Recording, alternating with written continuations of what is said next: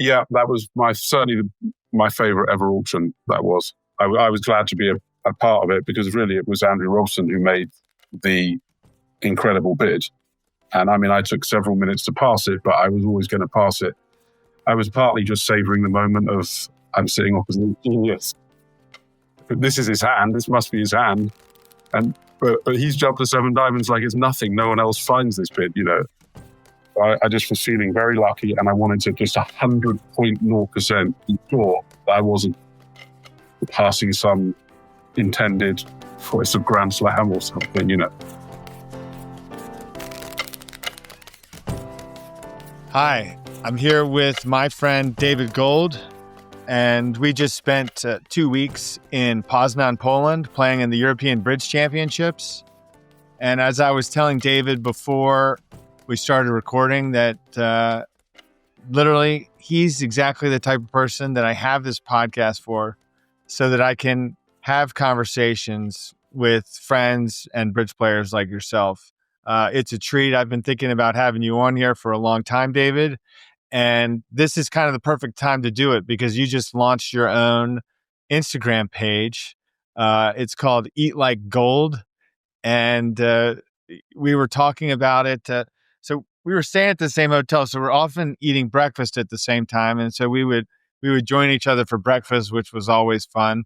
And then in between in one of the breaks, you were telling me about your camera editing skills because I'm really impressed with just the quality of the videos that you're producing. You're doing all this on screen text stuff, and so thanks for being on here. Absolute pleasure to be here, and lovely to talk to you, John. Thank you. So your new Instagram page has like over 300 followers. Today is July 8th. I think when I first saw it 2 weeks ago, you had maybe 25. So you're rapidly getting traction. Yeah, I'll just quickly tell you about it. I actually didn't really know what Instagram was a few weeks ago, but I actually had an account. I don't know how. Maybe I got it through Facebook, but by accident. I actually think I had maybe 150, 160 followers, and I've probably gained 200 on top of that. But I've actually had about 24,000 views of the videos that I put up during Pasan. So someone is watching them, and I'm enjoying making them. So I'm going to keep doing it. We'll see how it goes. So your regular partner for the American tournaments is the legendary Zia Mahmood. And I reached out to him in preparation for this conversation. And he told me that he's never heard you say that a meal was not fantastic. He says that to me, and it is completely untrue. But I do like food. I do like food a lot. And we go to a lot of good restaurants. What can I say? But I've been to plenty of bad ones. He has taken me to plenty of bad restaurants, and he knows it. But yeah, I like food a lot. Yeah, I like people. I like people. I like food. Two of your partners are, for the U.S. tournaments, you play with Zia. For the European Championships last year, you played with Andrew Robson. You're playing with Robson in the Bermuda Bowl next month. I mean, these are two legends of the game, really, in my mind. Well, absolutely. I mean, there's no question. You've got Zia, who's the greatest of all time, and you've got Robson, who, I mean, in some ways is. I mean, maybe not quite as famous as Zia, but I mean, certainly these are two of the best players who ever lived, and I'm very lucky to play with both of them. So it's a real treat for me. Absolutely. So I emailed Andrew last night, kind of late. Didn't give him a lot of runway to get back to me. He did get back to me, but as I was composing the email, I thought about the hand where you two bid to 7 diamonds together in France, and just wanted to mention that. Yeah, that was certainly my favorite ever auction. That was. I was glad to be a part of it because really it was Andrew Robson who made the incredible bid. And I mean, I took several minutes to pass it, but I was always going to pass it. I was partly just savoring the moment of I'm sitting opposite a genius. this is his hand. This must be his hand. And but he's jumped to 7 diamonds like it's nothing. No one else finds this bit, you know. I just was feeling very lucky, and I wanted to just 100.0% sure that I wasn't passing some intended voice of Grand Slam or something, you know. Yeah, so it's an interesting deal. The Americans were playing in the final of the Bermuda Bowl, and I remember watching Brad Moss and Joe Grew. They bid to 7 spades, which doesn't make on the hand. And was it the second to last or last hand of the set? Do you remember? It was the last hand, and the reason I remember is we bid 7 diamonds, obviously. And in 7 spades, you have ace, king to 4 clubs, obviously jack third. So you would need the queen to fall to make it. And at the end of the hand, obviously, we were both buzzing. We'd started the set off terribly, having been a long way ahead, but then we had a very good finish, and not just this board, but some other boards. So we were hopeful. But at the end of the set, as they were leaving, I'm just going to call him Robbo, because that's what I call him. Robbo sort of stood up and he went to take, I think, Helgamo's cards out to check the clubs. And he never does that, but he was just desperate. But if you watch the video, he actually says, Queen to 3 clubs. He sort of says it to me, and we high-five, and we never high-five. Like, it's not my thing. But he was so happy, and we'd had a lovely week together as well. And we don't get to play together very often, and for a long time we wanted to. So it was just a really fitting end, and it was a lovely moment. And we had a little hug, and we knew coming out that we were going to win. Okay, it was only a bronze medal, but it was against Zimmerman, and we were happy. Can you tell us, like, so what you had, like, and I forget, did you hold the strong no trump, or did I had Andrew? The hand opposite the strong no trump? Okay. So I had. You want to know my hand? Yeah, please. Yeah, my hand was king, queen, 10, 5th spade, singleton heart, ace, 3rd diamond, and ace, king, 4th club. He opened 1 no trump. I bid 2 heart showing spades. He bid 3 spades, which was a break. I don't think it was his best break, but it showed a decent hand.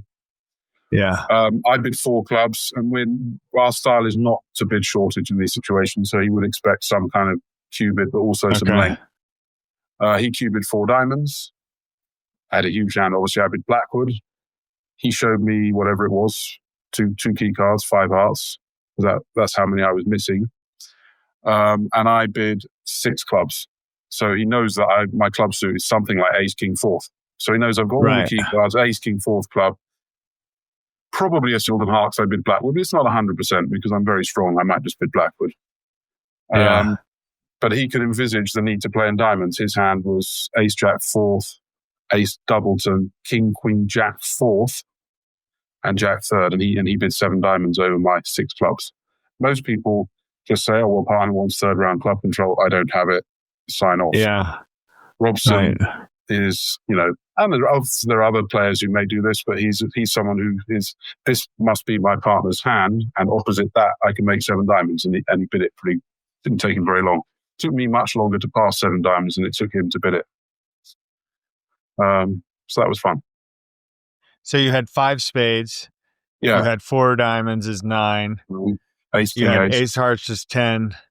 And then the heart rough is the 11 magic and goal. clubs 13, yeah. I mean, it was just win the opening lead. Actually, Frank Moulton led a spade from 3 small. He knew what was going on as well. So it could be some hand where you've got to block the communications by the partner positive spade. But, he was just able to win that. Ace of hearts, heart rough, 2 rounds of diamonds. If they break 5-1, it's heartbreaking, but they didn't. Many claims. Yeah. How come Moulton was playing in the last set? Was he playing with Zimmerman? So they had a team of Larry Versace. There was certainly Moulton, Helgamo, and Pierre Zimmerman. I can't remember whether Tor Helmus was on the team, or this might have been a period where he wasn't well and they were 5-handed. But for whatever reason, Helgamo and Moulton were playing together in the last set. I can't remember whether they'd been doing that all tournament or not.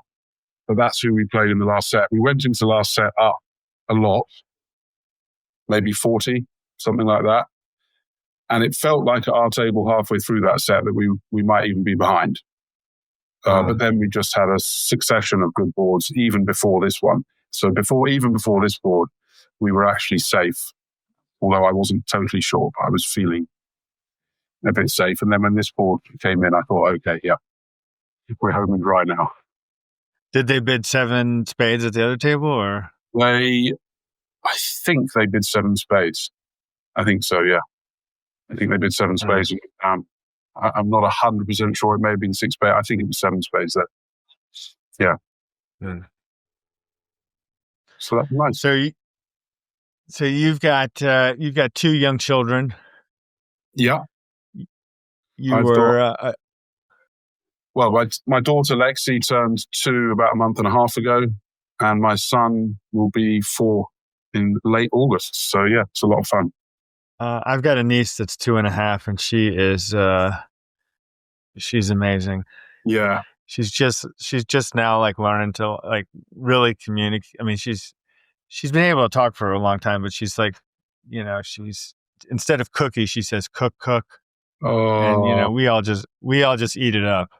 Well, I love all the words, phrases that they come up with, the little mannerisms. I mean, they're the funniest. I mean, kids are the funniest, sweetest, most genuine people on earth. I mean, I'm just in awe the whole time. And the same now when I see other people's children. I didn't used to have such an interest, but since I've had my own, I've got more interested when I see other people's children. And it reminds me, because I'm away from my children quite a lot as well. So yeah, just, I can feel some sort of, it makes me think of them when I see other people with their children as well. Is the Bermuda Bowl as long as the Europeans, or even longer? It can be. It's not longer. I can't remember the exact length, but I think if you go all the way, it's a couple of weeks. But I mean, if you don't make it out of the round robin, it's 6-7 days. I can't remember how many days, but it's not that long because they're cramming 4 matches a day into the round robin. So it's not that 4 long. matches a day. Yeah. How many boards in a match? 4 16s. So they're only 16 boards. I mean, when I first started, and I'm sure it was much longer even before that, when I first started, all the matches were 20 boards. And we did sometimes I feel like we had 4 match days then. We certainly every day was 3 matches. So I don't think it's that difficult on a 6-handed team. But obviously, if you end up in a position where you're playing all the boards, 64 boards a day could be quite a lot. And you're playing on the English team. You played in the Europeans with Robson. Yeah. He told me that the 2 of us had a ball staying in a little Airbnb at the Europeans last year. That's right. You've got a guy who says every restaurant's fantastic, and a guy who is a gluten-free vegan. I think you know which is which. Staying together in an apartment, but I even cooked him dinner one evening. England lose or maybe even win a football match in an ugly way, but whatever. I mean, England's always rubbish.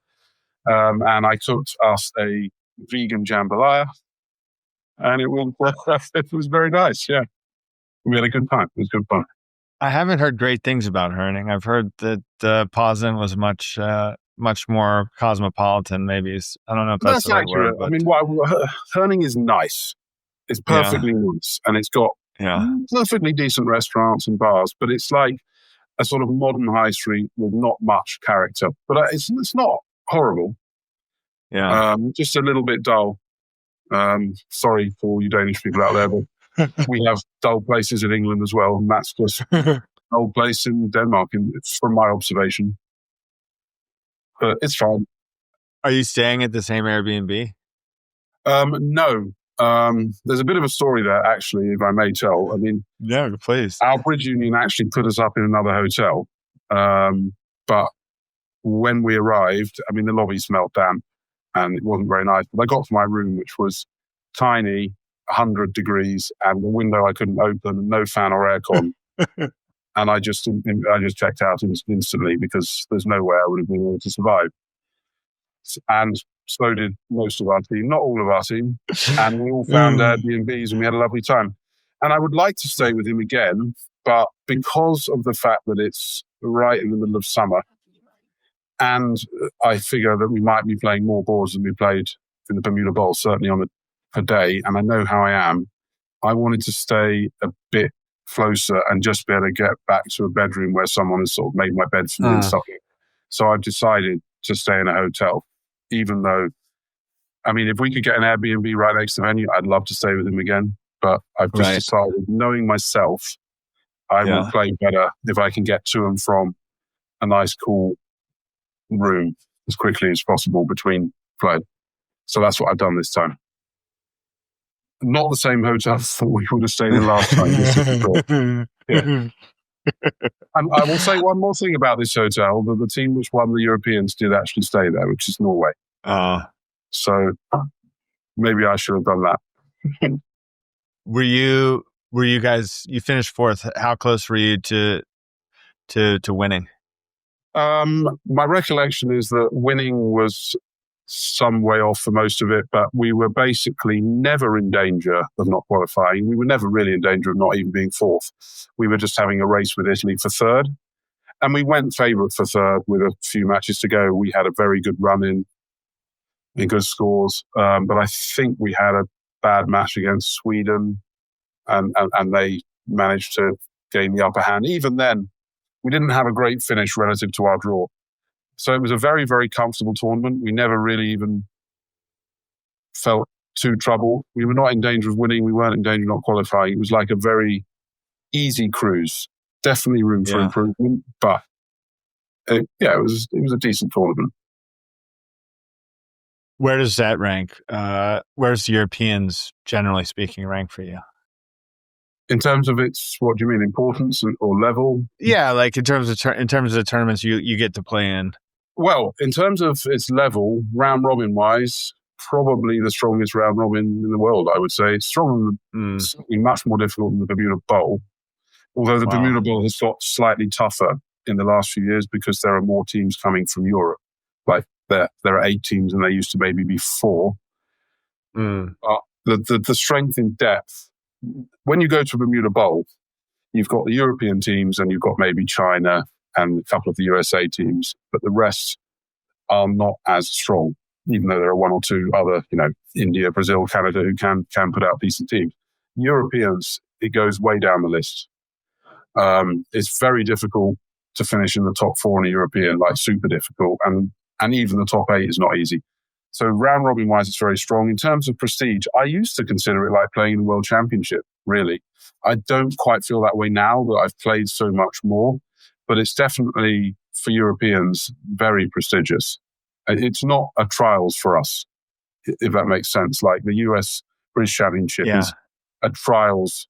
For us, the European Championship is not a trials. It is a European Championship where 30 plus countries are taking part. And if you win that, you have, played seriously well. It's a very big achievement. And I would be very proud to win that tournament one day. Yeah. Whereas the tournament we were playing in is the transnational Europeans, which is every other year. Yeah, that's right. And also prestigious. It's a different tournament, so I can't even really compare them because there are knockout stages. Look, the strength of the teams is definitely stronger in the kind of closed Europeans. But on the other hand, you just play a round robin. You don't ever play a knockout match and stuff like that. So I don't really like to compare the 2 tournaments. But, these are all great tournaments.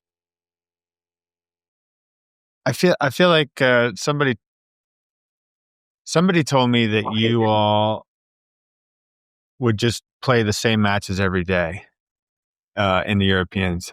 We did this year. That's never been the case in the past. But basically, I'm used to getting up in the morning, kids and all that, and Robbo is as well.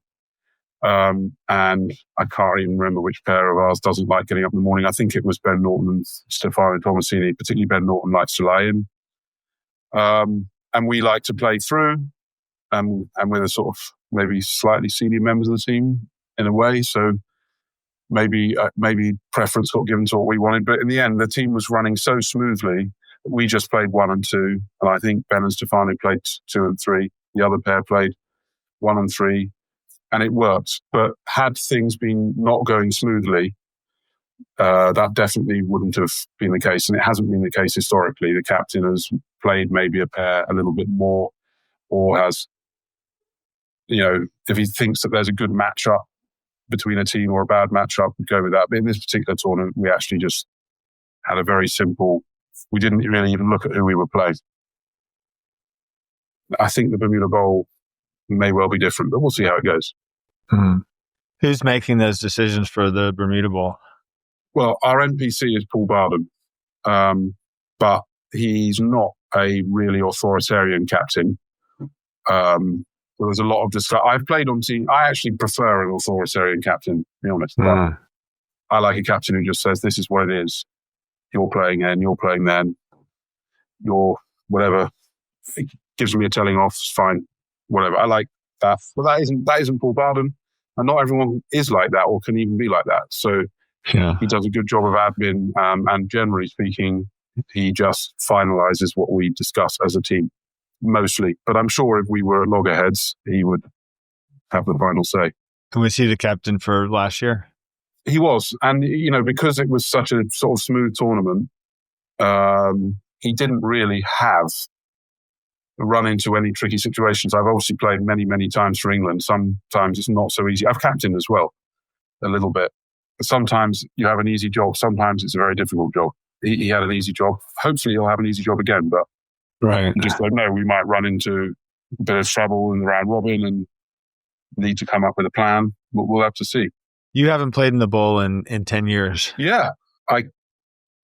Hearing you say that, I can't really believe it because I just think of myself as just playing every tournament every single year. I actually noticed it when I played the European last year. I suddenly thought to myself, oh my God, I haven't played a European in 8 years without ever intending to stop playing for England. Like almost a decade of my life just went by. But it's a combination of things. There's a combination of, I missed at least one round, as it were, because of having children. Having my son being born in 2021, although I didn't really want to play in the online qualifier anyway. So I missed that one. Right. And I missed in 2019. Can't remember why. Change of partners or something like that. I captained the ladies in 2019. 2017, we weren't in the Bermuda Bowl, but I was part of the team that failed to qualify. And before you know it, 8 years and then 10 years goes by. It's unbelievable. So, 2015 to 2025. Amazing. How does it work over there? How do they pick the team? They've done a lot of things. Between 2008 and 2015-16, they actually just went with a straight selection after we had success in 2008. Before that, we had done teams trials. And then sort of a new revamping of the selection committee around 2015-16 wanted to go back to trials, but there was a change in philosophy over team trials because there was so much more sponsors and everyone being a professional. And it'd be very hard to get the best team together or maybe even a really good team. So there was a change to pairs trials. But the exact format of it changes every year, never quite works. And they sometimes pre-select a pair. So actually, Robbo and I have been pre-selected for the Europeans next year, and there'll be trials for the other two pairs. And we actually got selected last time as well. There was a trials, but it was partly because there was of the number of pairs that they had. So we would have potentially played in a trials had there been one more pair. So it varies. There's not an entirely 100% stable approach at the moment, but I think it's at the moment reasonably sensible. It's nice to be selected too, probably. Yeah, it is nice. Because we're both just busy with a lot of things and not to have to. It's more the time of the trials, actually, just the extra time. Right. And so it is nice. And obviously it would be a good practice for us because we really don't get to play a lot of bridge together.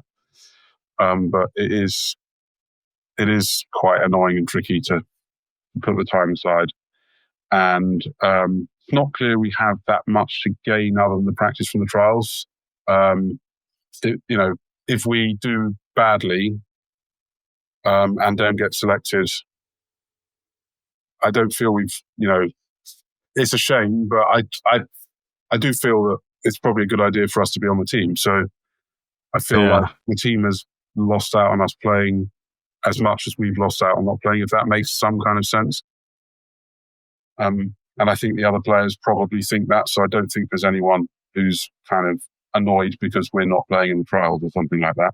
Well, I could see how it could be a delicate thing to talk about. Not that you're being delicate about it necessarily, but just, it's an honor. I would think, It is, and it probably, speaks to both of your standing in English bridge. Yeah, absolutely, it's an honor, and we don't take it for granted. And we are prepared to play trials, and we have conversations with selectors and each other and all that kind of stuff. And there's no like, oh, we're only playing if we're picked type of thing. Yeah. And we did play at trials together in 2020, by the way, which we won. And then the pandemic came and we didn't get our European. That's another reason I missed one of them. So we did actually play at trials together in 2020, 4-day trials. So it's not like we're a pair who just refuses to play. We play trials, but quite happy not to if we don't have to. Does anybody ever try to talk Zia into playing for England? I have done, yeah.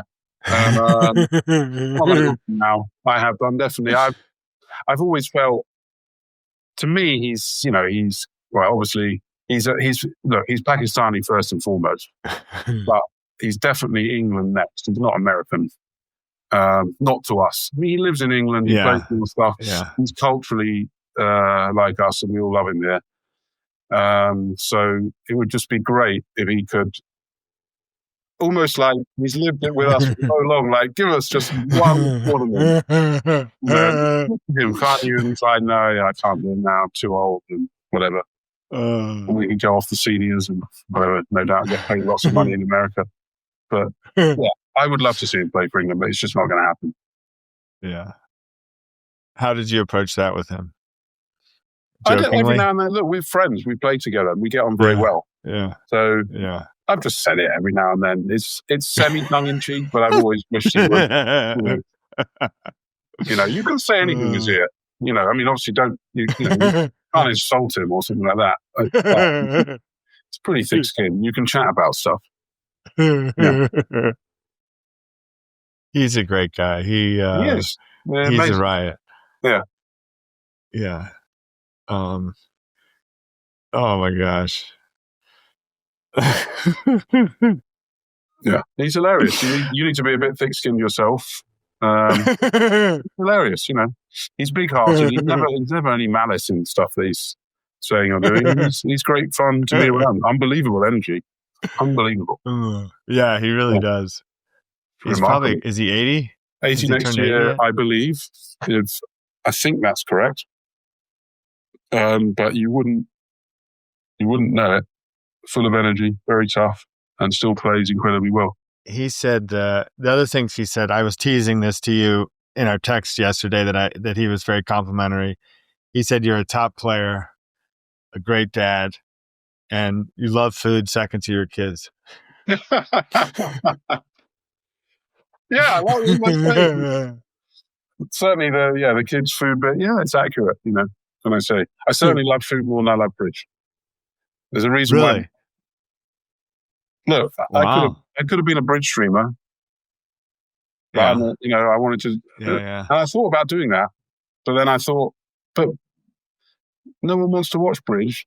I mean, not no one, but not a lot of people, right, in the world. And I really love food, and I've always wanted to do that. So I thought, I'm just going to try.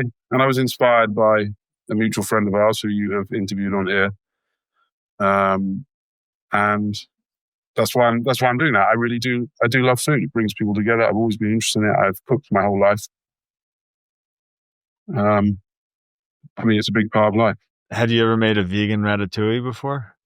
A vegan ratatouille. Now, why would a ratatouille? Didn't you say that's what? Didn't you say that's what you made for Andrew? It's a jambalaya. But jambalaya. Ratatouille probably is vegan, isn't it? I would have thought. Oh yeah. Yeah. No. Had you ever made a vegan jambalaya? That's what I made. That's what I made for Robbo with brown rice. It was just lovely. I mean, we made it. I made it very spicy. I hadn't cooked brown rice in a long time and forgot that it takes about 3 times as long as white rice and needs a lot more water. So you had to wait a bit. We were both starving. But yeah, it was nice.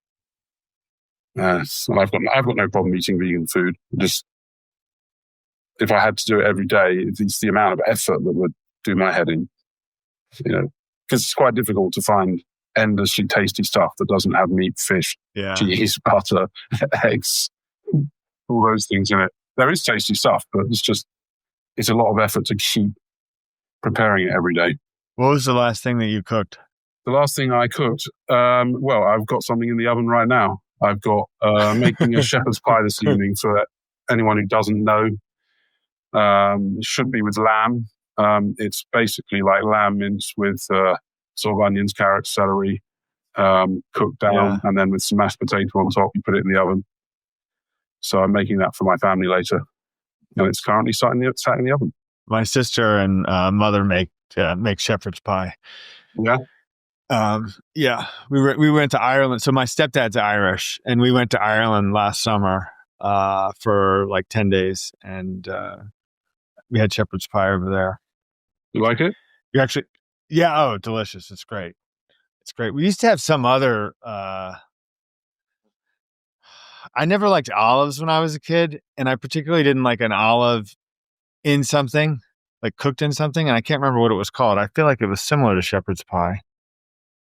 I mean, there are all sorts of mince-related things. I mean, yeah, in terms of things that come from this part of the world, obviously they don't normally have olives in them.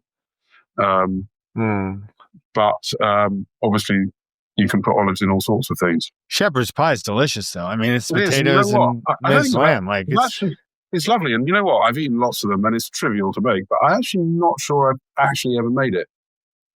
I made it because when I got home, we had lamb mince in the fridge. I think because my girlfriend was probably going to make it and then didn't get around to it. So I thought, well, I'll make it. I mean, it's not difficult to make, obviously. So that's what I cook every day when I'm at home. Wow. So your Instagram, what's the reception you've been getting? How, with both the people that are watching it and also the restaurants that you're going to? Because I think you're going to some restaurants multiple times. Yeah, I never went anywhere more than twice. So I only went to a couple of places twice. So the reception is, so far, I've had about 24,000 views. And my most successful video that wasn't tagged, did one that was tagged to our famous friend, and that got a lot more. But my most successful video that wasn't tagged got over 3,000 views. That was a kebab, of course. And I've had a few videos that have had over 1,000 views. I don't know how good that is, but I've only got a few hundred followers, so someone's watching it. And some of the restaurants have reposted. And also, these were quick videos that I was doing on my phone. I was obviously playing a bridge tournament. I'm trying, I want to do to a much higher level. And in fact, before this interview, I was editing some of the best footage I got to do like a highlight or maybe a few highlight videos from Pasan. Yeah. And I've just bought a MacBook, so I can edit better on that. Although I have to say it takes some getting used to using because I've never had one before. And you press things, and as far as I can see, it doesn't happen in the same way that it would happen on a PC, which I've got to get used to. But hopefully I can produce something good. Jason, so I did speak to Jason yesterday, who is really setting the bar for bridge, food beyond bridge, social media stuff. He said, what is your philosophy and what do you want to bring to your followers? Me?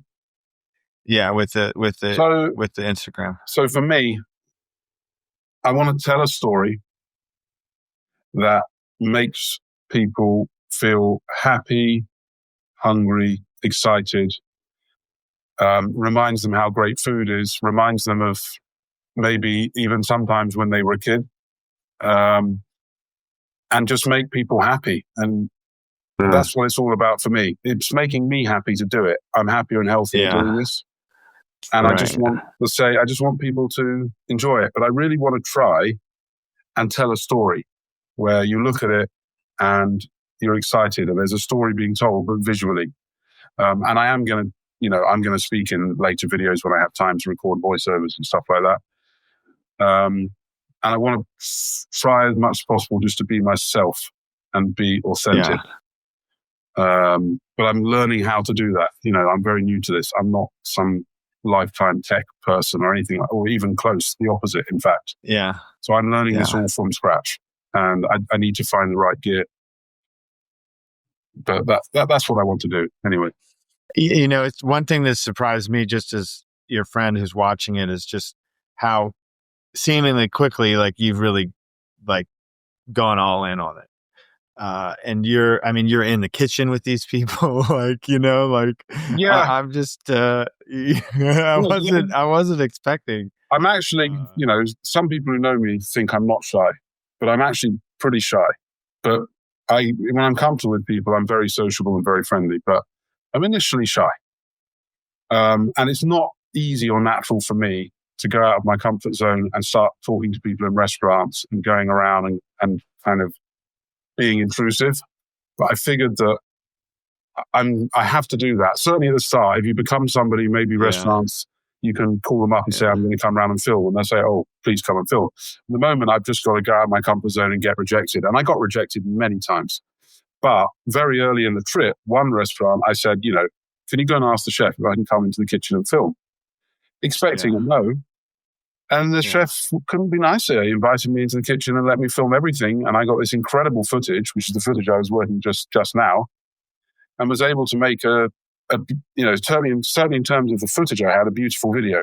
But some places I asked and they just said no one can come in the kitchen. And some places it was kind of obvious that I couldn't. And I just try to get what I can, because I don't want to just show plates of still food to people. I think it's exciting to see a big steak being basted, or some oysters with, scallops with beautiful color on them, or big sauces or splashes, or, that's what excites me. And I think that's what is going to excite other people who are like-minded, which is a lot of people. So I try to make colorful and exciting videos where possible, but it's not always possible. Do you see yourself doing it? Like, you travel a lot for Bridge, I imagine. Do you see yourself doing it when you're at home? Yes, absolutely. I'm not doing it much this week just because I've got so much to sort out, and I have been away from the children, and I've also got some footage from Pasan that I want to edit into some slightly different videos anyway. But for sure, I plan to do this in England. I've got lots of ideas, and I plan to combine it with my travel as well. A bit of a problem I have is that it's a lot better if I can have someone to film with me, to film me. It's not that easy to just find, I don't have a budget to like hire a camera person at the moment. Right. So I kind of need to say to a friend, will you come and film me? I'll buy your food, which I'm very happy to do. And do it on an adult basis. But it's not, if it was just on, Jason films himself. So he can just go out any day and say, I'm making a video today. He also doesn't have children and all that complication. And he's great at filming himself. But it's when you're eating food and presenting food, it is actually quite difficult if you've got one hand dealing with a camera. So I do really need someone. I need a bit of help. So it's not trivial, but I'll work it out. And I'm trying to work out how I can get backstage in restaurants and how other people do it. I just think I need a few places to give me a break. If I can do some good work, other places I can present my work to them and they might say, okay, that looks good. We'll let you come into the kitchen and film because we like what you did for somebody else. You see what I mean? So we'll see how it goes. You ever watch like Anthony Bourdain or any of those I people did. really... What a legend. I mean, I loved Anthony Bourdain. He's not as famous here as he is in America, but he was famous to me, and I loved him. Absolutely. One of the best storytellers ever. And he appreciated our cuisine as well, as one should, if you know. But he did. He really did. I've watched an astronomical amount of cookery in my life. Wow. Yeah, I really have. So having said that, is there a restaurant or two that you've gone to where you had like a lot of buildup? I'm sure there must be. What do you mean? Like a lot of build-up? Like then, you maybe saw it in some food show or you read about it or... Yeah, I have over time. I mean, one kind of example, which I guess was good fun, was one of my favorite people to watch is a guy called Rick Stein, who's very famous in England. He's famous worldwide, but he's very famous in England and certainly also in Australia. And he is famous for fish, and he has a famous fish restaurant in Cornwall. But he, at some point, he's done a million series. He went to Bali and he went to one of these places where they have these sort of spit roast suckling pig and skin cuts off like glass, and it's amazing. And we played a Bermuda Bowl in Bali in 2013. And so, having seen this and salivated over it, I actually went to that place in Bali. And it was as good as it looked on his video. So that's a very memorable one. But yeah, over the years, I've certainly seen stuff on TV and then eaten there, or eaten somewhere and then seen it on TV. Yeah, absolutely. How was Bali for a tournament site? I think it was pretty good. Yeah, it was well air conditioned. I think there was a bit of a walk which could be a bit hot. It was quite tropical, but it was a nice place. Yeah. Yeah. Very good accommodation and I think it's a pretty good playing area. And we lost to... I meant more like, Bali. It's Bali, it's like a place that people go to. Well, I spent 2 extra weeks there beforehand. Oh, wow.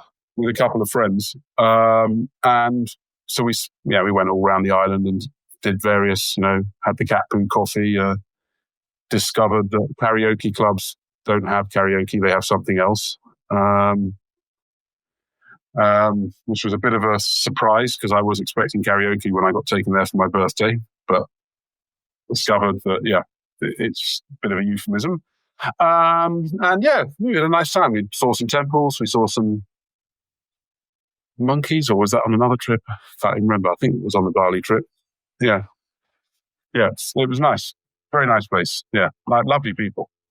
Mm. Yeah. So I wonder if do you have any restaurants lined up for Philadelphia already?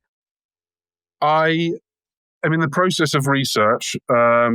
I can't remember off the top of my head. See, so I'm not in general actually aiming to promote posh, fancy, fine dining type restaurants. I mean, it's been done. If you look up a fine dining place that's highly rated, it'll be very, very good to some degree. Yeah. Everyone knows that.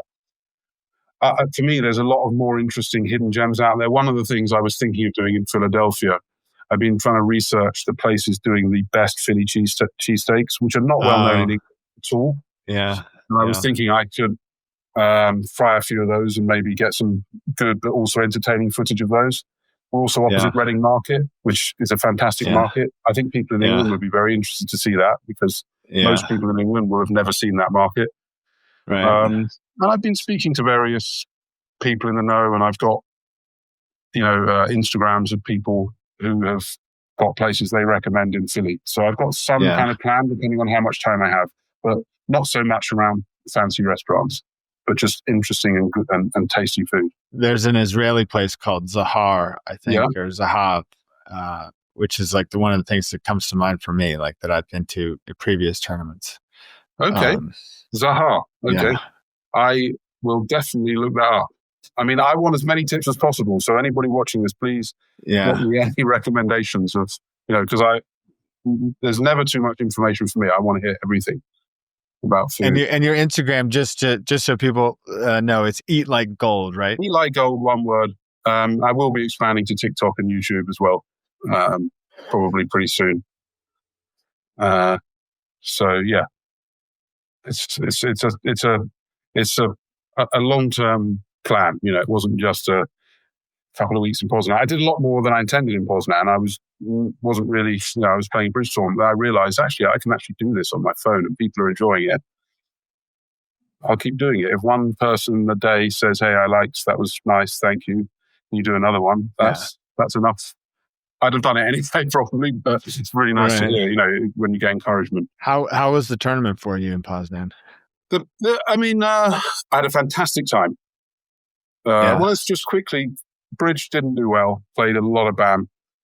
My own partnerships, particularly in the Open, my partnership actually, I would say, played pretty well. And then in the mix, we played, well enough to maybe do a little bit better. And we played a lot of BAM. So the bridge wasn't great. But in terms of the tournament, the fun, it's one of the best times I've had. I thought it was an amazing venue. It's an amazing city. Everyone was in a good mood. I made a lot of new friends, partly because we had new teammates and I met friends of theirs as well. And I know partly it was just a good vibe. And I had a really, really good time.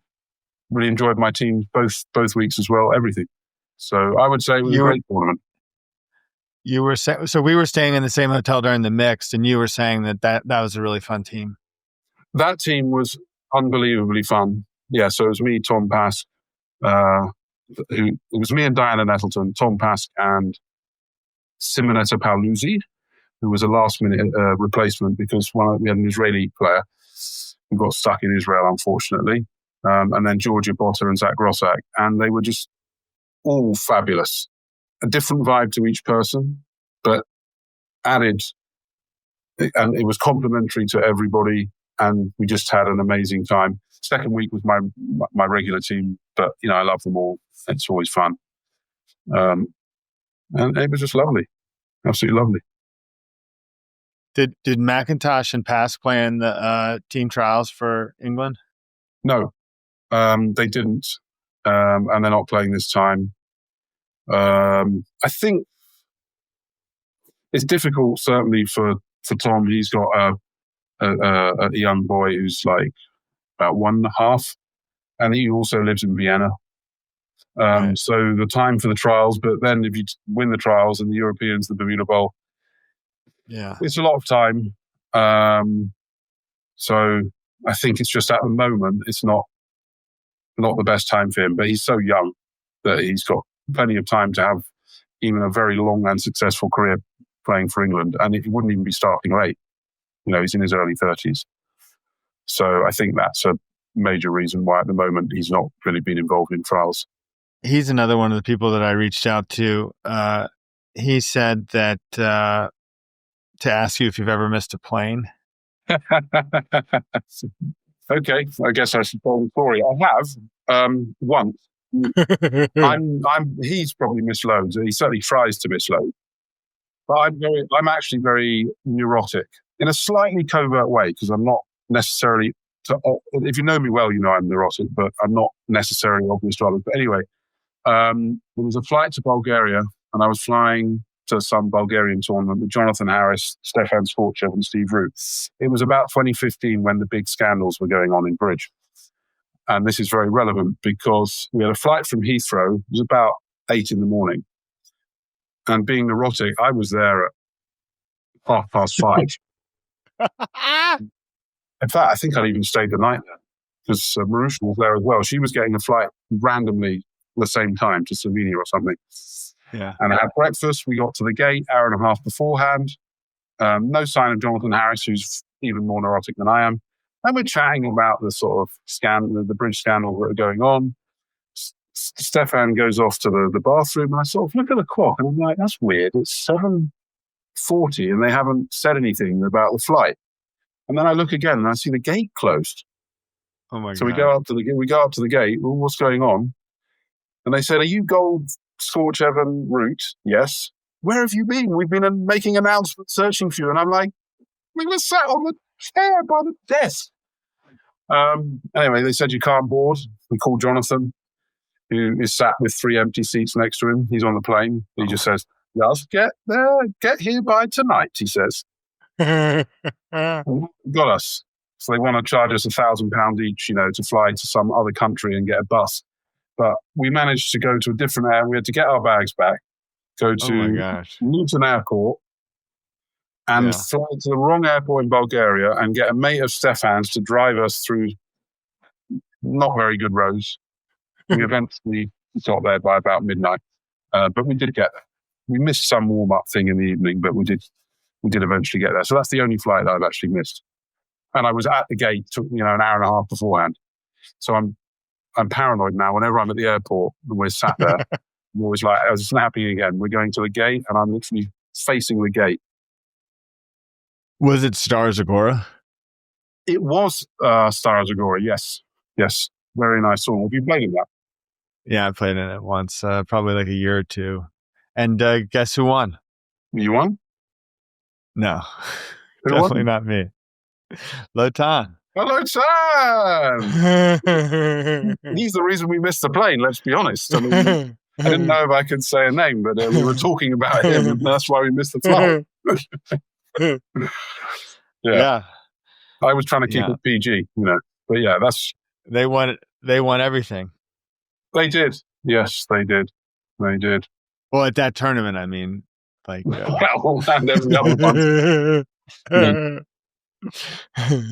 Yeah, I remember somebody said something to me about it. I think Kalen Karaivanov said he was skeptical. It might have been 2012 that I went.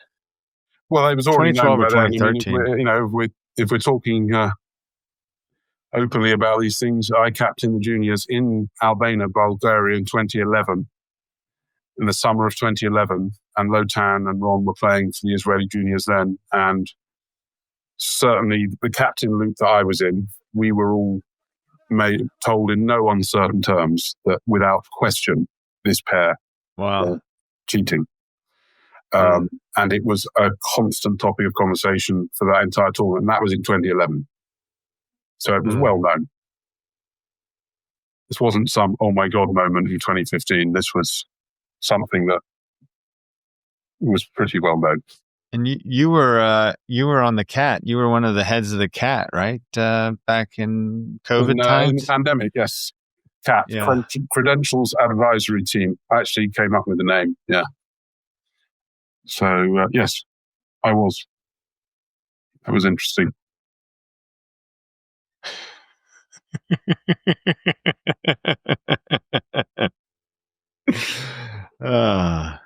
It was crazy times. Well, even I realize now, look, a lot of people did. It was very disappointing what a lot of people did. That's for sure. And we definitely didn't do everything perfectly about it. It was, but I mean, it was crazy times. That's not to excuse what people did. But I've certainly softened my feeling towards some people over time about it, even though I don't condone it. I had dinner with Boya in Pasan, and he was and I guess you had. So there was a guy, a Pakistani guy, Safraz, yeah, old friend of mine. Safraz, yeah. So he was at dinner, and I guess he had been with you earlier in the day. That's right. And so you had told him about the CAT, and so he was asking Boya about it, and Boya was saying that you guys got sued, and Yeah, we spent some of the pandemic attending court Zooms, which is quite funny because you're sat on the Zoom with a shirt and tie and underwear. I was just in my underwear and I'm thinking, I must remember not to stand up in this, I'm there, so trying to look smart. And I haven't really got dressed yet. And what they were saying, because it wasn't in our language, which was part of the problem of the case, but yeah, no harm was done. So one of the mornings that we had breakfast at the City Park Hotel, which was very nice, very convenient to the playing area. Adam Grossack was with us, and he had a situation the previous day in the pairs where his partner needed his partner. He had a stiff diamond, and he needed his partner to play ace in a diamond. So it was like his partner and he had bid and raised spades, and the opponents were in four hearts when they doubled them, and so he led. His partner Emma, his wife, she was his wife at the time. She led a spade, and dummy had ace king fourth of spades, and Adam had queen jack six of spades, and he was asking you about how you and Zia would address the situation. Yeah, so when we're in a suit preference situation and we have a lot of cards, and it would typically apply to partner leads a singleton, you win your very known long suit and are returning something for a rough. Obviously, virtually everyone plays, you return a high card for wanting a high ranking suit, low for a low ranking suit. What we play, which is from Zia, and I can't remember off the top of my head which way round because I always refresh before the tournament, but we we have the high low, but we have high even. I can't remember which way around, but one of high even is I want a high ranking suit because I have a high card in this suit. And high odd is I want this suit because I have a rough in this suit. And then low even and low odd for the same thing, but it might be the other way around for even odd. I actually have to look up. So this isn't exactly that situation because they're winning an ace. But our rule is if partner leads a card and they win it in the dummy, if their lead is 90% or more to be a singleton, then we give suit preference. So in a situation like this where if we think it applies to 90% or more, I would guess the same agreement would apply. But we also have there's a lot of rules in Zia systems. We have another rule that like a queen is never suit preference. So that card, I don't think would count as well. And I don't know whether that's it or even anyway, but you get the idea. We have a lot of carding agreements. I mean, they come from Zia. 99% of them come from Zia. But there's a lot of situations covered. Can you think of one that you could share that would be like a winning, like that was a winning agreement? One of my favorites is Nike 9, which is that we use 9s in many situations as wake-up cards. It normally means that you're roughing something, but it can mean wake up, something weird's happening. Obviously, sometimes you have to play a 9, so you're a little bit scared, and you kind of have to. But you seem to get dealt it surprisingly often when you need a rough. Jacks can also have the same meaning, but it's really 9 and Nike 9, which Zia says. Another one that I just love the way he's worded it in his system is he's not a big fan of giving count, and I'm not either. We have a similar rubber bridge background because it's just so easy to play, in my opinion, declare against count. Yeah. Although it's easier to defend in a way. Yeah. So in his system, one of the rules is count is for counts with the O crossed out. So that is count is for, and there is a rule, I think it's even furtherly specific, excessive giving of count when someone like Helgamo is declaring makes the count, creating a blueprint makes the count giver pay C. And literally, those are the words. Makes the count pay, it's like you're allowed to give count against a weak declarer, but if you give count against Helgamo, I'm afraid to say you're fired. So what are your cards when declarer plays a suit then? We do a lot of suit preference. So what do you like? Go ahead. Well, it's a lot of suit preference. Brink Dreamer. We card very similar to Brink and Dreamer, I would actually say. Yeah. Huge amount of suit preference. And you just get used to defending hands without count, actually. And I don't know, we don't seem to have that many problems. I mean, we give count when you need to know when to take your race in a long suit and stuff like that, but most of the time we don't. So one of the problems that I've played with a American junior where he wanted to play mostly suit preference. And the problem that I had was like, I didn't want, like when I have a hand where I don't want to give him suit preference. Yeah. You're playing neutrally. Yeah. Yeah. Well, I'm not sure what suit preference I want to give him. And it just felt so, I don't know. I haven't played it that much. I hear you. And I think the way, because I think some of this, because we've played that way for so long, comes a bit naturally. But I think basically is that when you play your cards, more awkward cards than you would have to, particularly the case of playing higher cards or petering, are more likely to be meaningful suit preference signals than just playing the lowest card you have. But the way that Zia cards is brilliant, but you have to get used to it because also false carding is an essential part of the way that he likes to play. So he might lead low from the doubleton.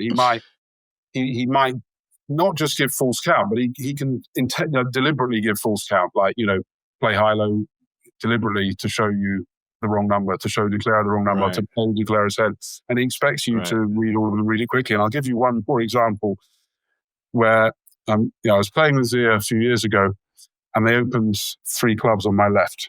and everybody passed. And Zia leads the 2 of spades in a nanosecond. And dummy has Jack 10, 9, 5th spade, and I have King 5th. Okay.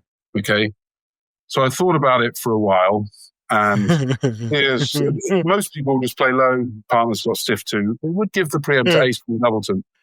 But this is Zia. Zia loves leading low from like ace Doubleton or something like that. So I thought for a while, and I put the king up, and the queen dropped on my left. And Zia is kind of like angry. I can feel this tension. And I play something, and a couple of tricks later, Zia lets the contract through in absurd fashion. And it's all I have to say is, at the end of the hand, he's calling me, not in a nasty way. He never offends me. He goes, no, I fucking would lead low from eight. Just win the king in 1 second and play a bloody diamond back like a normal person, he says to me. He's annoyed because I'm considering that he wouldn't underlead 8. And it was funny because I think as recently as Vegas, we were playing against, I think Gavin Wolpert was declarer, and he led low from ace Doubleton again. And there was like Queen Jack 4. And I won the king instantly and scooped the trick up virtually. Happy, because it was dummy. I think he led dummy suit. It didn't make nothing else made sense. I just put the king up and scooped the trick up. No one said anything. What do you say your guys? What does it say on your convention card that your opening leads are? It says, second, I can't remember, but we make it clear that we play. No one really looks at a convention card anyway nowadays, so we always explain. I say we play a 4th and 2nd-ish style, and like the attitude version, not the Polish version. But with a lot of, I refer to them as Zia leads because people know what that means. I say we might lead low from a Doubleton, we might lead 3rd best, we might lead top. And also we can lead a false card honor. And we tell everyone everything. I mean, the Jack lead can be Queen Jack. Right. So we systemically lead the Queen, but I would say probably 30-40% of the time for Queen Jack empty, we would lead the Jack. But we tell people. You think Zia he fools the opponents more than he fools you? Definitely.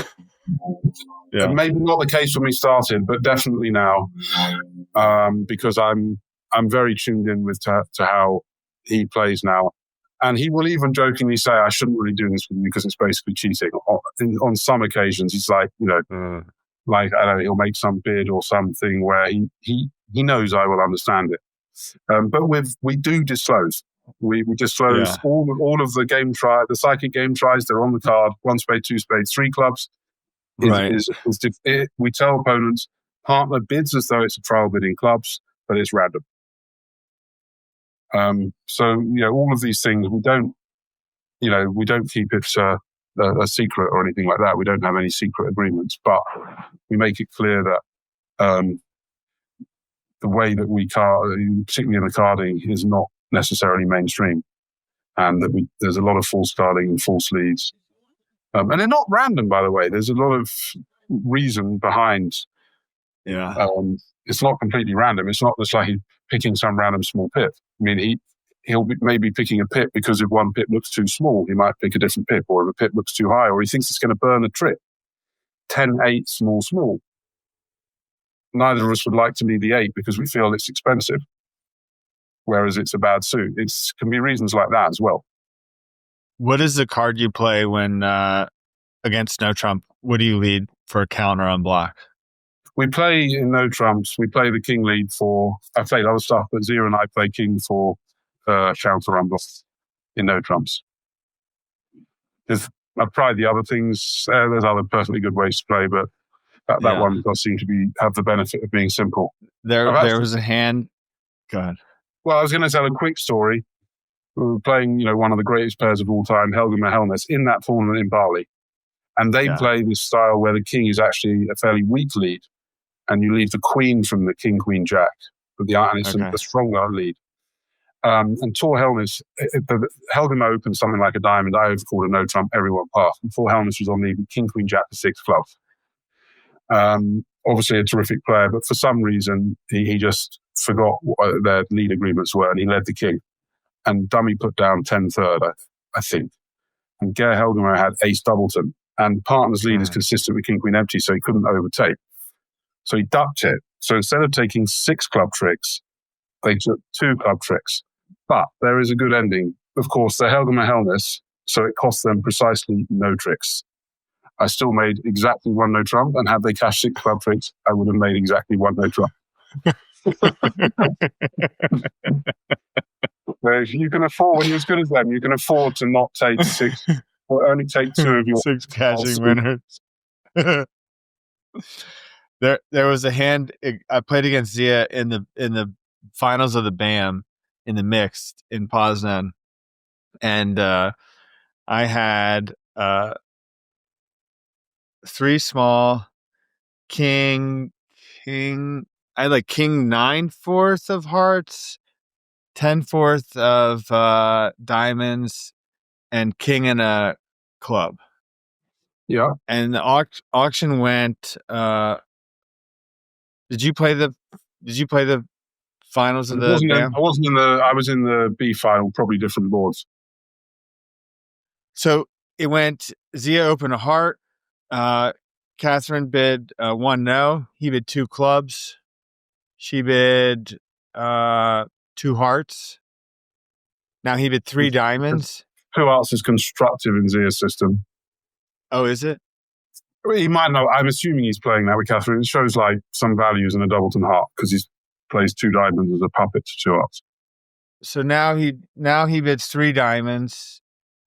She bids 4 diamonds, and he bids 4 hearts, and she eventually decides to pass. Yeah. And so I led a spade, and dummy had like a doubleton heart, 3 small spades, 5 diamonds, king, queen, and I guess 3 clubs. Is that right? 3, 2. Right? No, that's not right. Right. I mean, the only clubs. ones I've heard are the king, queen, 5th diamond. It sounds like. Oh yeah, 3 clubs. Yeah, you're right. Yeah. Yeah. So I led a spade, and Zia wins the ace of spades. Maybe I had queen. Like I had like 2 heart tricks. Yeah. So no, I think I needed a rough. Gosh, I'm not telling the story very well. But the thing is, so Zia wins the ace of spades, and now he like cashes 2 hearts. So I needed to promote my heart. When you say cashes 2 hearts, you've got the king, right? So maybe I had the queen. I had like queen 9 or something, and dummy and partner plays the jack. So now I've got it. I need to promote. This is a terrible. This is a terrible telling. Gosh, what did I have? Maybe queen 8.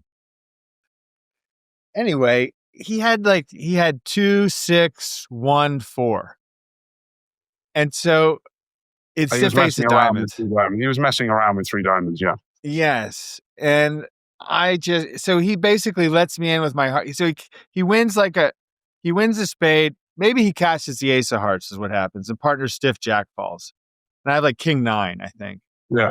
So now he cashes the king of spades, and now he plays a heart like the 10, and so is that right? 1, 2. Gosh, this is a terrible story. Well, try and fast forward to the key moment. So I'm in with the king of hearts. Yeah. And I'm looking at these diamonds like, this is bad. But I still have another heart entry, I guess, is the deal. And so if I can get, I have a definite heart trick. You think he's got a lot of diamond tricks? I think he's got all these diamonds coming. Although he's got too many spades for this to stack up. But he did cash the king of spades, Yeah. And so I'm like pretty sure that playing a spade is not right. Like I'm pretty sure that he wants me to play a spade. Yeah. So eventually I just play the king of clubs. And he had 4 clubs. So he was 2, 6, 1, 4. And he had my partner had queen 4th of clubs. anyway, it just was like, it was really hard to imagine Yeah, that he's very good at, that he had a stiff ace of diamonds. well, he's very good at creating illusions, and if he knows where he's heading in the bidding, he likes to increase his chance of making it on the way.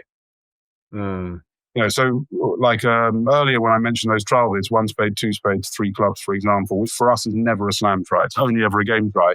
If the auction goes 1 spade, 2 spades, 3 clubs, 3 spades, and opener bids 4 spades, that was basically saying that the trial bid was a psych. Because, do you see what I'm saying? It does. To some people, it means that I bid 3 clubs because I might have been interested in the slam if I go on to game and you sign off. But in the Zia system, it's never a slam try. So the implication is that you were hoping partner bid 4 spades and that the trial bid put them off. So it's part of his philosophy. It's like here, he probably knew he was going to 4 hearts over 2 hearts because he had 6 hearts. Partner showed 7 heart the value. So his idea will be, can I increase my chances of making the hand along the way? And that'll be why he bid 3 diamonds. And he does that better than anybody. So do you alert then? Do you alert 3 clubs? It's probably a sight. 1 spade, 2 spades, 3 clubs, we alert.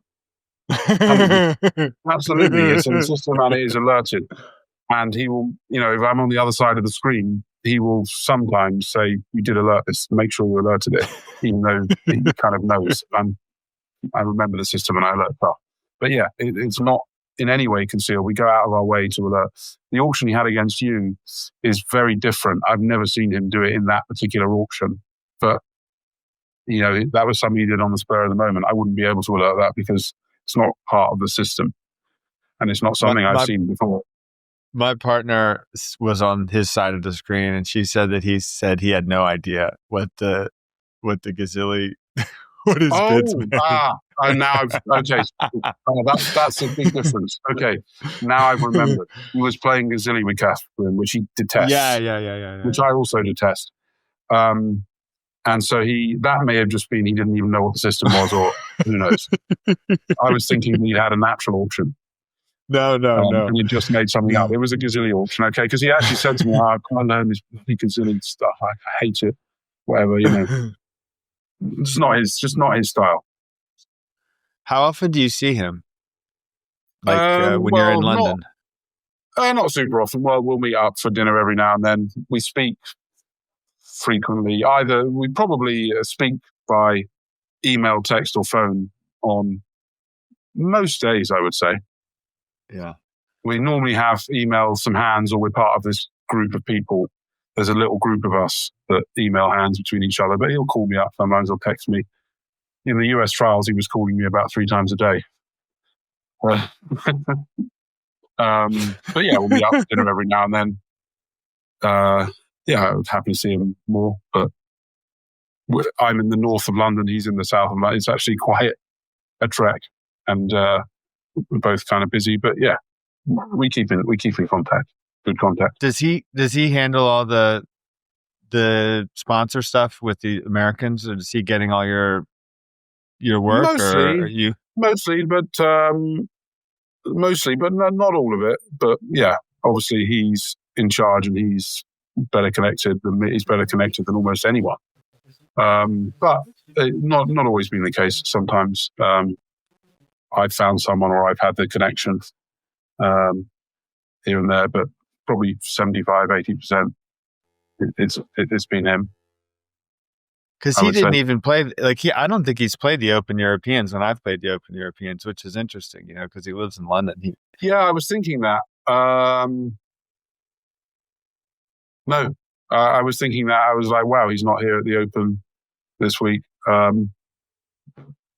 Yeah, I guess that's part of the fact that he doesn't play so much in England. He does play a bit, obviously, but yeah. The kind of, I guess, the American teams that he would play for have cropped up. Yes, so less. We played together in the Rosenblum which is similar, obviously, to the European Open. It's the World Open, but it was in Poland. We played in that together in 2022. On a kind of American type team. Are you guys playing with Lol again in Philadelphia? Yes, I mean, we the are. Reese's team, I guess. It was called Yes, Lol. Memphis was. We've got a few tournaments agreed. I think we've agreed 2 years, but I'm not 100% sure. I do as I told, I love playing on this team. And Memphis was our first one. So Okay. we've got quite a few more. Very, very fun, nice team to play on. So I'm looking forward to it. Who was, so Reese and Haymont, and then who was the other? We've got Roy and Sabine, who, good company. It's a very foodie team, which suits me. Yeah. So, there's good bridge, but there are good dinners and there's good company and there's a good atmosphere and everyone is friends, So it's I've played on lots of nice teams and you get what it's like. The dynamics vary from team to team. This is definitely a very fun and enjoyable team to play on. And I'm really looking forward to Philadelphia. Will you come early and play in the Life Master pairs? I'm coming on the Wednesday. I always come on the Wednesday.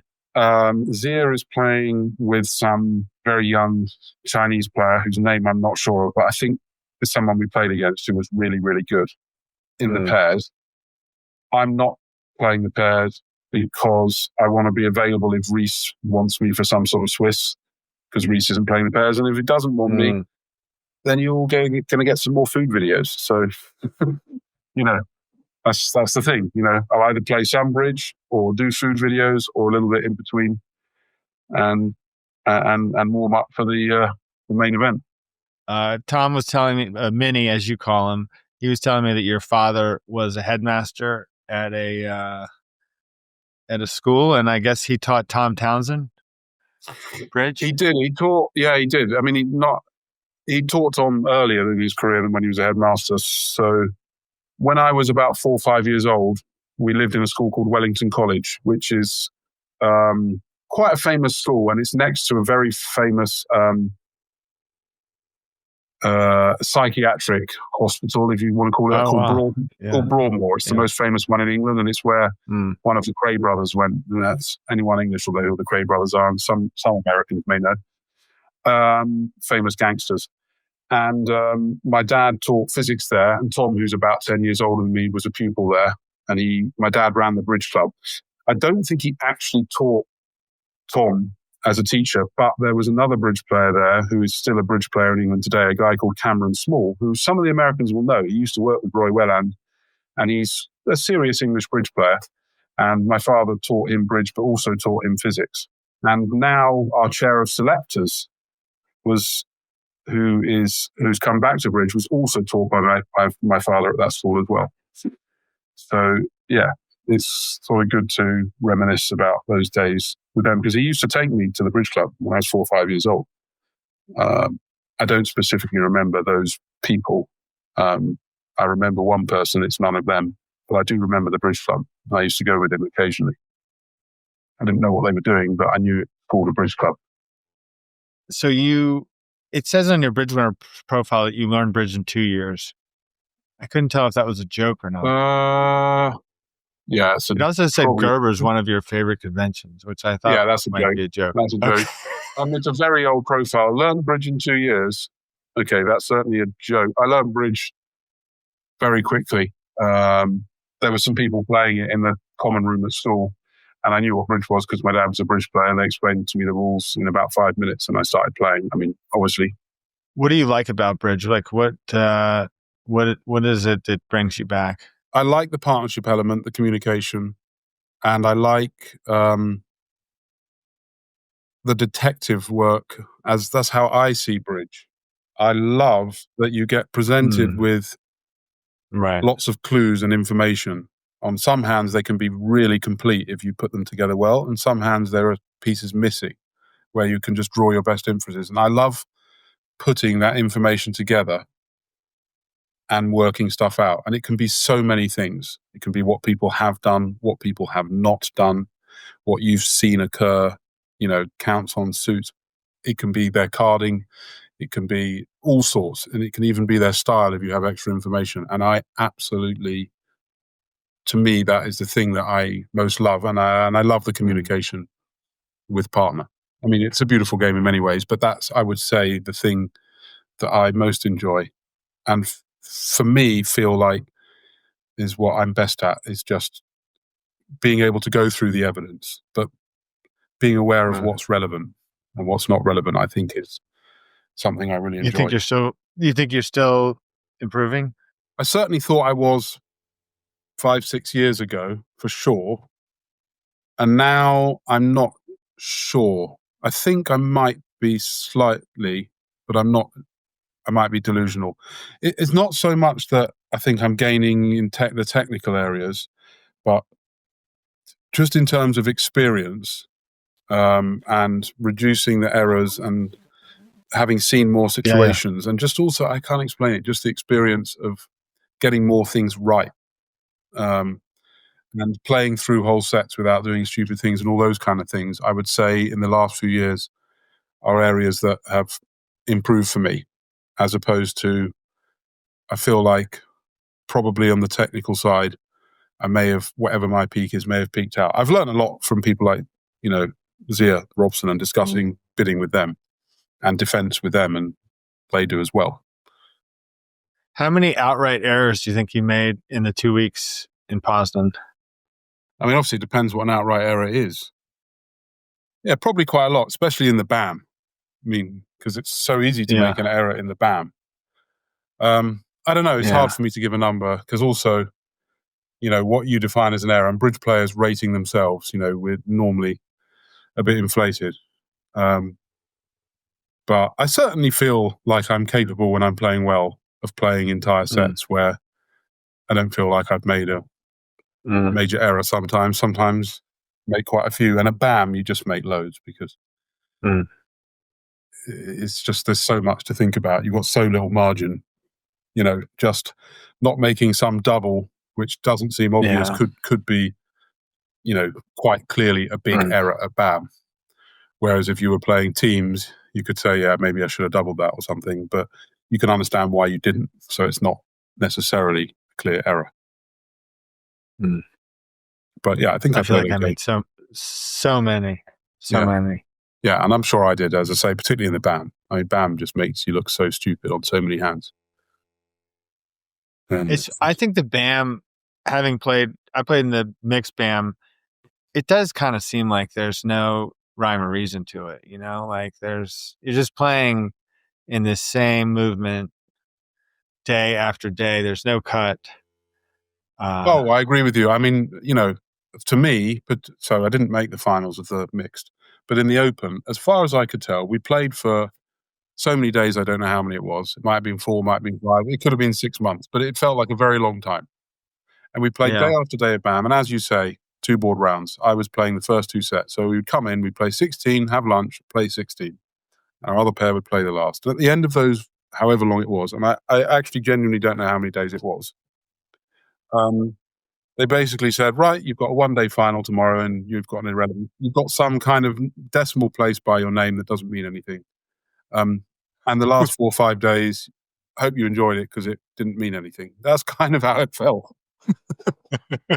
I get why it's there. I'm not even complaining about it. So this isn't me beating up on the EBL or whatever, because the BAM's there as professionals and people who come to play and hang out with their teams. We appreciate, for sure, having something to do. And actually, you play some good players, but it does lack the intensity of a Risinger, for sure. It doesn't feel...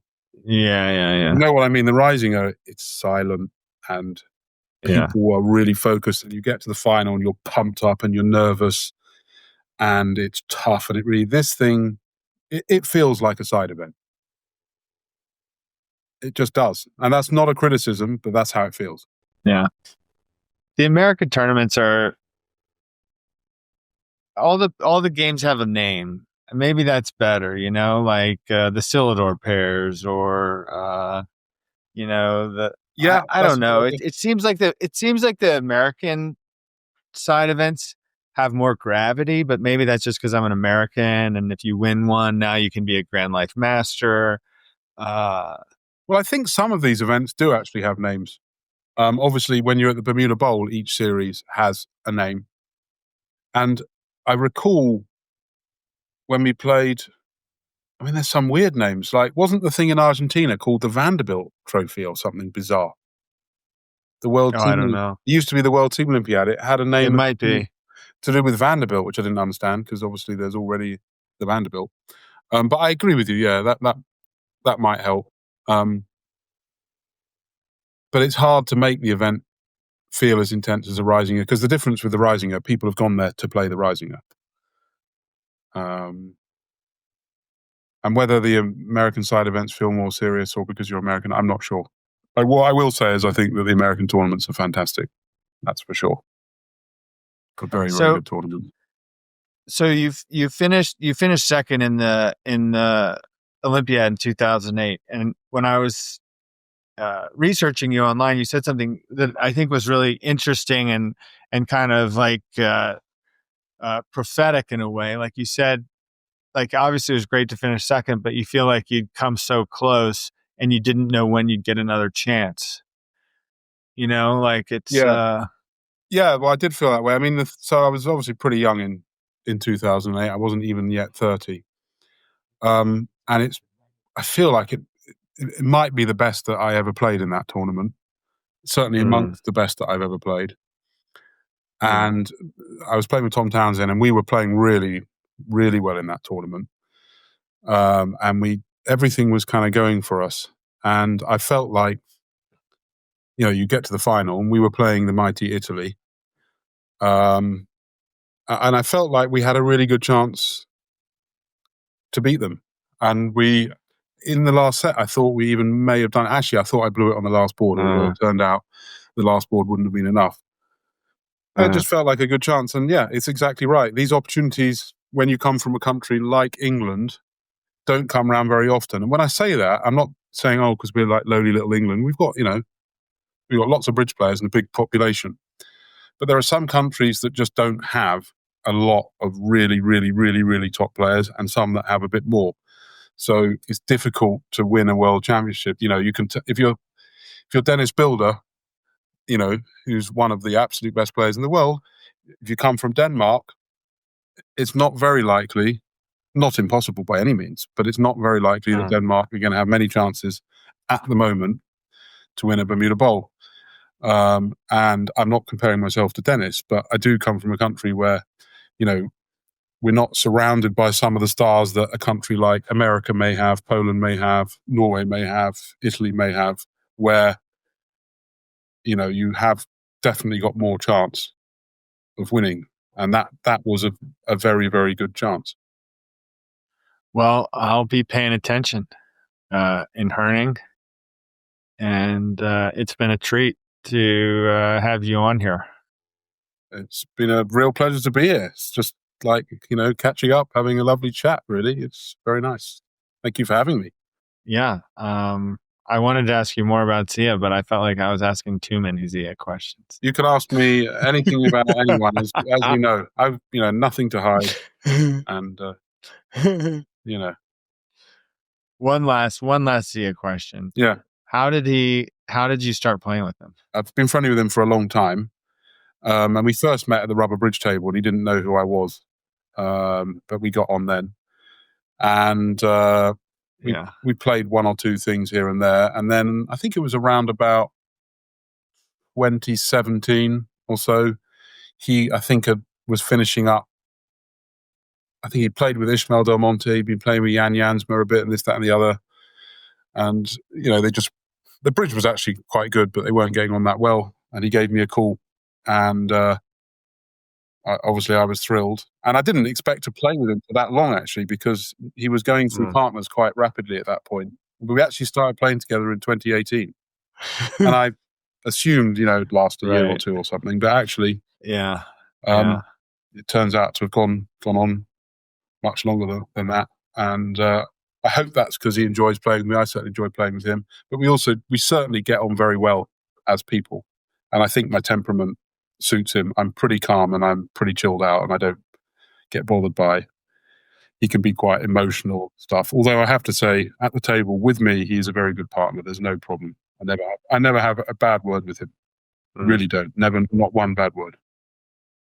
So I love playing with him. I remember kibitzing you guys. You were playing in San Francisco in 2019 against Meckwell in, I guess it was the Soloway. That was the first Soloway. Yep. And it was the fourth quarter, and they just, they were tough that day. They were tough that day. I'm remembering the match now because we had our other pair were very slow. And my recollection is that at the end of that set, having been beaten up as well, but rapidly beaten up, I went up to my room. I had a 45-minute sleep. Then I had a bath. I came down and had a bite to eat. And then I returned to the room and watched the last two boards on BBO. The other table, because he is fast as well. But we'd been badly beaten. Yeah. I remember that match now. I was having to think about it, but now I remember it, yeah. And the year you won the Vanderbilt, you guys knocked my team out. That was the best I've ever done in one of these big knockouts. You beat us in the quarterfinals. We actually never played against you. Did we? Wait, did we play? No, we played Peter Fredin and Simon Eckenberg, who played very well. Yeah, I mean, you played very well. It was a close match. I mean, we didn't win by much. And I certainly, when we got up from the last set, I thought we'd probably won. Although Peter Fredin seemed hopeful. He should have been as hopeful as he seemed to be. But whatever, that's Peter Fredin. But certainly, my recollection, it was a close match. And I think there was a board in the last set where some contract got redoubled against you. Was it in the last set? They redoubled, but they ran away. They ran away. Which was good for us. Yeah, because they were making like 11 tricks. Yeah, 3-no redouble.